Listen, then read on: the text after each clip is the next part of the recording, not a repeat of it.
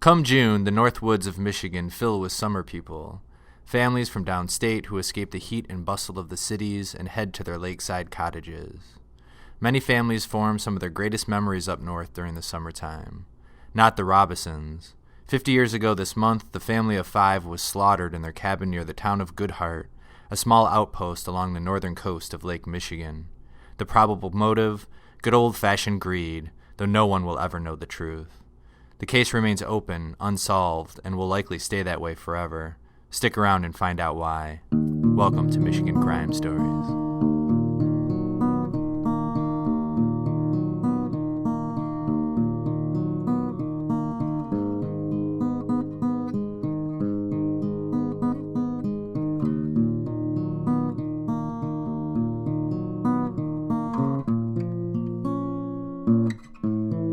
Michigan Crime Stories is a podcast that explores murder, mysteries, and mayhem in the Mitten State. Criminal behavior has always enthralled us. It's when societies determine what is and isn't allowed. We assume heinous crimes are committed by monsters, individuals we dehumanize in an effort to make sense of their deeds. Their victims sometimes seem distant, just faded names in a passing headline. But the terrifying truth is that crimes are committed by ordinary people just like you and me. And many of those crimes happen right in our own backyard. My name is Darcy Moran. And this is John Counts. We're reporters for MLive.com and your hosts for Michigan Crime Stories. This episode is titled Good Hart. Head north from Petoskey, around Little Traverse Bay, and follow the beautiful Lake Michigan coastline, and soon enough you'll end up in the remote village of Good Hart. Desolate and beautiful, there isn't much in the area except vacation homes. One hot July day in 1968, some ladies playing bridge outside in the cottage community of Blisswood were offended by a foul smell coming from one of the cabins. They called on a local caretaker to investigate. Assuming it was a dead animal, the man brought a shovel. What he found has haunted Good Hart ever since. 6 dead bodies were scattered throughout the vacation home, the entire Robison family. Dick, Shirley, and their 4 children. Richie, 19, Gary, 17, Randy, 12, and little Susie, just 8 years old. Their corpses had been rotting in the hot cabin for a month, the furnace on full blast. Thousands of flies buzzed inside. Arriving police officers needed to wear gas masks. The Robisons were an attractive, wealthy family from the Detroit suburb of Lathrop Village near Southfield. Dick was in advertising and marketing, but he also ran an arts magazine called Impresario with an office in Birmingham. His wife was a homemaker known for her hosting abilities. Their children were smart and well-behaved, the oldest in college. They'd bought their vacation home in Good Hart just 3 years earlier.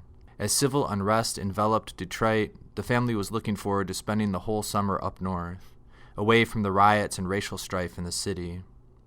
By all accounts, business was good for Dick. He was even planning on a trip to buy more property in Kentucky and Florida that summer. So who would want to kill this handsome, successful family?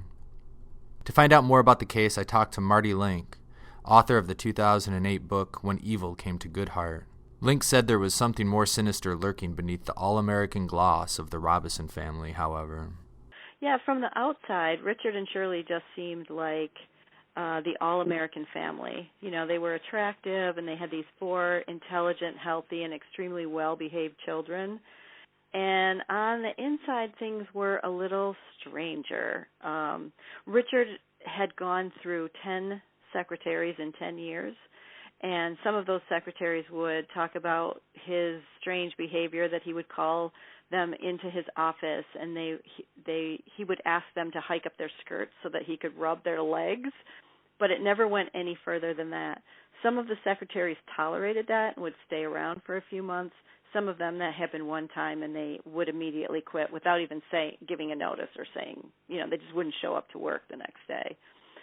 And, along with that, Richard had all of these grandiose dreams for what his business could turn into. He thought that he was going to buy the new Hudson Airport and turn it into some kind of a cultural center. So his mind was wild with ideas. And some of them were probably doable, and some of them were just complete pie in the sky. But none of them really ever came to fruition. It turned out business was not all fine and dandy for Dick. Even as he entertained grandiose ideas, he was encountering financial difficulties. Bills weren't being paid. His bank accounts showed erratic activity. Suspicion immediately turned to Dick's business associate, Joe Scalaro, a 30-year-old former military intelligence officer Dick had hired as an ad salesman. Scalaro quickly became Dick's right-hand man. As Dick spent more time working on his loftier ideas, he ceded the day-to-day operations over to Scalaro. Detectives investigating the case had a keen eye on Scalaro from day one. It was very soon after the murder was discovered that some of Joe's behavior caused suspicion amongst the police. He was one of the first people to come up to Goodhart and meet with the sheriff and the prosecutor, and almost immediately they just found his behavior kind of hinky. You know, he talked very fast. He told them untruths or half-truths. He didn't have an answer when they asked him where he had been the day that the Robisons were killed. And then quite soon after that, the Michigan State Police learned that Joe Scalaro was an excellent marksman and that he competed in trap shooting events. So almost immediately they started thinking, not only is he giving us answers that he can't verify, he doesn't really have an alibi for the day of the crimes, and he certainly had the capability to carry them out. As they looked deeper into the financial books, they found that Scalaro was stealing money from Dick's business. It gave police a motive and a theory. Dick finds out Scalaro is embezzling from him, confronts him over the phone from Goodhart. Scalaro drives up to the cabin and kills Dick and the rest of the family, who just happened to be in the way. Police had a difficult time proving this theory, however. At first there was no physical evidence, but soon a few breakthroughs would change that. A bloody footprint and some bullets. First, the footprint. Detectives lifted the print of a boot in the blood-drenched cabin. The print exactly matched a pair owned by Scalaro, but when experts examined the boots, they determined they'd never been worn. It was only later that detectives learned that it was a personal quirk of Scalaro to always buy two of everything, including guns. Scalaro was an avid gun collector and shooter of weapons. He just so happened to have the same rare type of AR-7 rifle that killed the Robisons. But ballistic experts couldn't exactly match any of the bullets found at the crime scene to guns in his possession. But there was a break in the case. I think the big break came in their investigation when they learned from Joe Scalaro's father-in-law that Joe liked to take target practice on his father-in-law's property.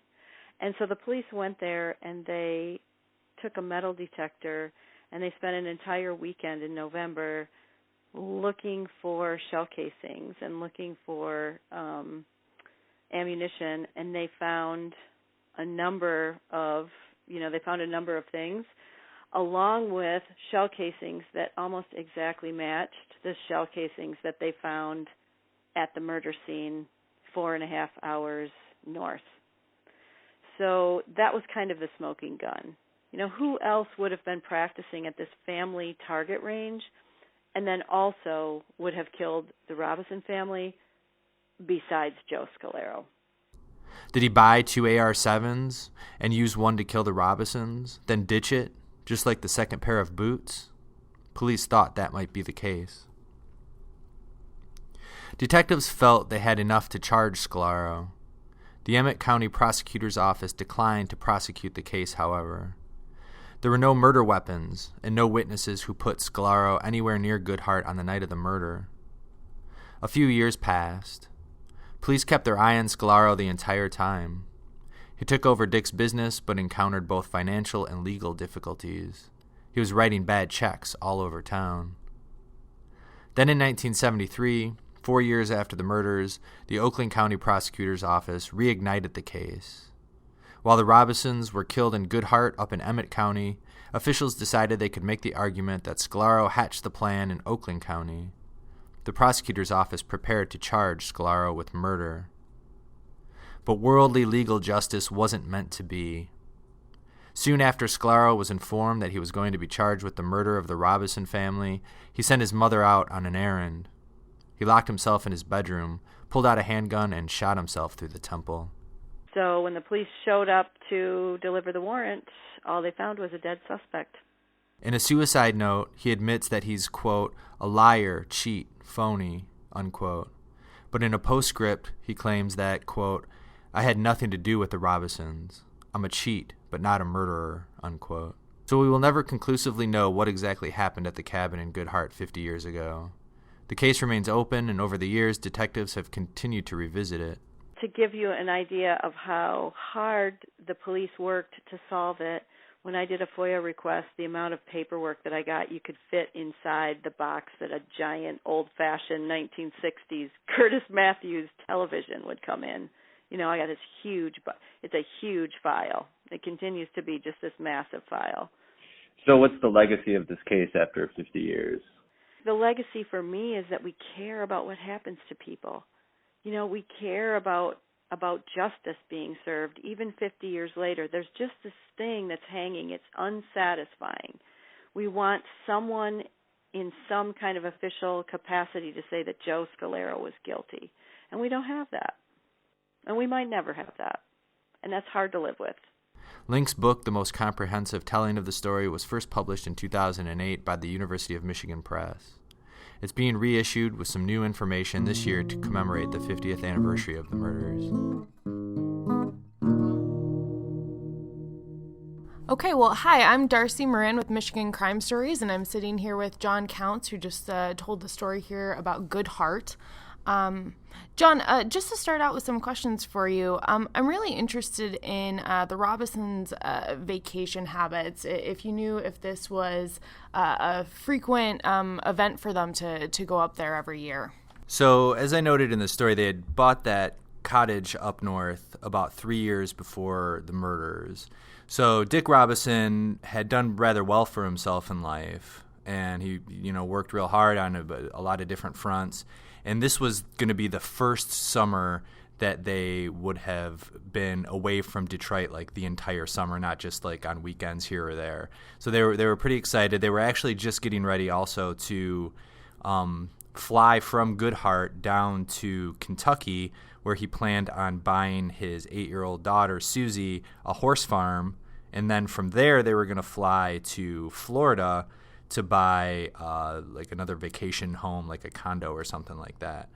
So, and this kind of contradicts some of what they found out in his financial portfolio, which was kind of a mess due to the eventual murder suspect Joe Scalero's embezzlements, and also just kind of general company mismanagement by Dick Robison.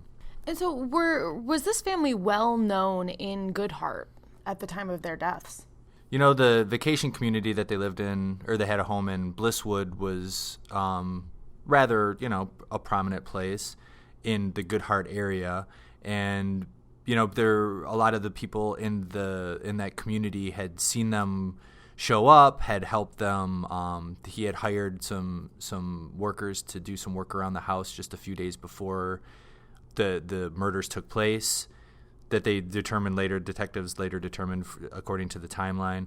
See, what's a little tricky here is that they were last seen in late June, but the bodies weren't found until 3.5 weeks later.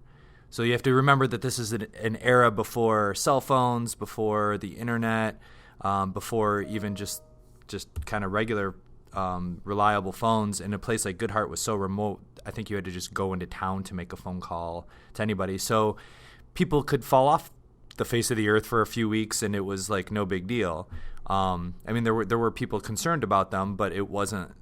Most people just assumed that in the Good Hart area, that they had left on their second leg of their vacation or their trip down to Kentucky and Florida. They didn't know that they were inside the cabin still. Yeah, and I think that's something that particularly struck me in the story, was that it took them so long to find the bodies, and what the community must have been like for them to kind of have gone unseen there. I think that, secondary vacation trip probably playing a part in that.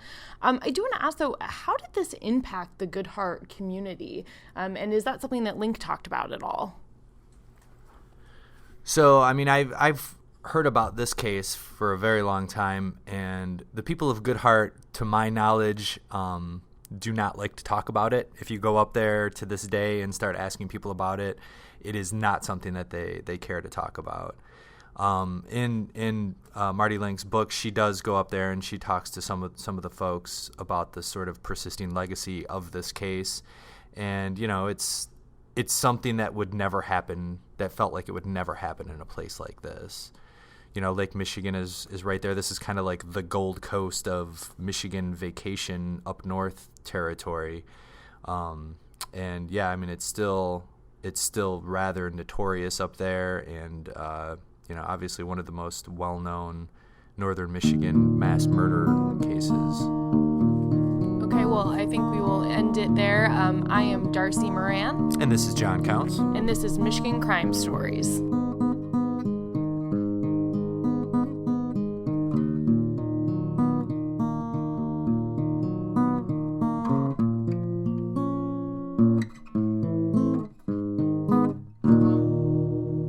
Thanks for listening, and stay tuned to Michigan Crime Stories for more episodes of mystery, murder, and mayhem in the Mitten State.